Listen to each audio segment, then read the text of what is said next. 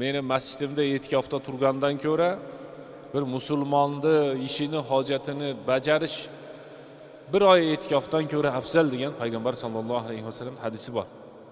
Ya'ni din, buni biz jamoatga qayra-qayra ko'p eslatib aytdik. Din degani tarat qilib, ana namozni o'qib, ro'zani qarmab, umraga hojiga borib qo'yib, bu yog'ini bilganingni qil degan din emas. Balki u dinda arkonlar, asoslari. Shu odamni namoz bo'layotganini belgisi odobida bo'ladi. Ro'zasi ro'za bo'layotganini alomati ihsonida bo'ladi. Haji haj bo'ldi, umrasi umra bo'ldi deganda belgisi tilida bo'ladi.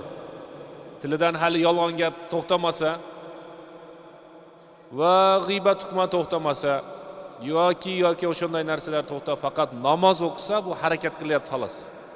Ro'zadachi desa o'zini ochib qo'yapti xolos. Payg'ambar